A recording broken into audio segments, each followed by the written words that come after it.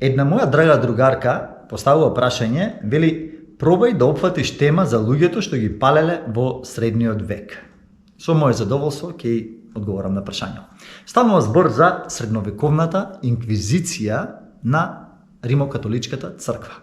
Што е тоа инквизиција? Инквизиција значело една цензура на сите различни теолошки гледишта во тоа време, кои што се разликувале од официјалните ставови на Римокатоличката црква, која што ги воздигнала како едни непогрешливи догми на кои што никој друг не смел да им се противречи. Ако некој си дозволил, си допуштил да има различно размислување, па уште и да го гласно да го вербализира, да го проповеда тоа, од Римокатоличката црква бил етикетиран како еретик, или како вештери, вештерки, и бил укоруван, казнуван, а ако не се покајал и не се одвратил од тоа, бил јавно спалуван на клада. Што значи спалување на клада? Ставаат едно дрво вака во земја укопано, ти ги врзуваат рацете горе, нозете доле, ставаат слама доле и ја палат. Тоа било едно болно, мачно, језиво, хорор искуство и за тој што горел, особено за тој што горел, но и за сите луѓе што ја гледале. И пораката што требало да биде пратена е дека ако и вие се дрзнете да зборувате нешто спротивно од догмите на Римокатоличката црква, ќе завршите на ист начин. За жал, таа инквизиција и продавањето на индулгенции, на прошталници за гревовите, за пари и други глупости што ги правила Римокатоличката црква, да не се навреди некој католик сега, зборувам за онаа средновековна Римокатоличка црква, ги правела со векови овие работи. И луѓето буквално го држала човештвото во еден мрачен век, затоа и се нарекува средниот мрачен век, кај што било узурпирано. Замислете, не било дозволено да се твори литература, не дај Боже да ја преведуваш Библијата на друг јазик, освен на латинскиот, еврејскиот и грчкиот. Тие биле сметани за светите јазици. Со ова била попречувана и науката, литературата, творештвото, уметноста и така натаму. И обично на училишта, кога се учи за инквизицијата, се спомнува за тоа дека Римокатоличката црква ги прогонувала научниците. Ова е погрешно, бидејќи ги прогонувала со фокус на еретиците. Значи, стотици, можеби 1000 еретици теолози биле прогонети, значи христијани тука, не атеисти, а од научниците тројца.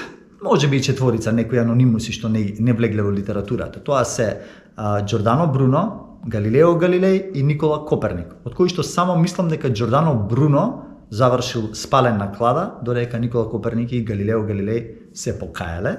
И за Галилео Галилеј онаа позната фраза кај што потпишал дека земјата не се врти околу сонцето и се свртал вака и рекол, ама сепак се врти. Демек, ќе си кјутам, ама сепак се врти.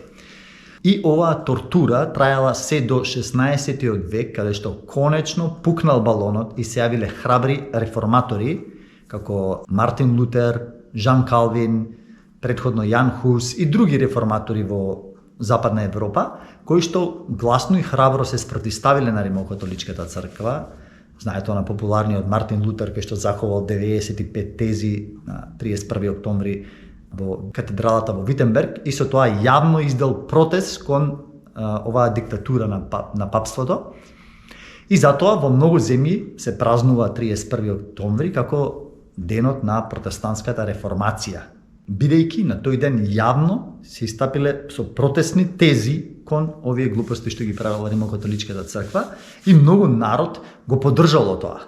И тука имало една среќна случајност, каде што баш во тоа време се конструирала првата печатница, Гутенберговата печатница, и првата книга што била печатена таму била Библијата. Мислам дека беше во 200 примероси. И конечно народот ја добил Библијата во своји раце и можел да прочита што таму вели Бог, што вели Исус Христос таму и да види дека тоа што го збори папата го нема во Библијата и обратно. И тука народот се охрабрил, верниците, и ја поддржал оваа протестантска реформација и така се пукнал авторитетот, да речем, на Римокатоличката црква, се создале слободни, независни цркви, кои подосна биле наречени протестанти заради тоа што протестирале против папата. Оттаму еве ви лекција од каде потекнуваат протестантите и тој термин протестантско-евангелски христијани, кои што веќе почнале слободно и независно да се функционираат и од тогаш почнува да се реформира Европа, да се печати Библијата, да се преведува на различни јазици, да се развива науката, литературата, уметноста и затоа Европа е таму каде што е денес.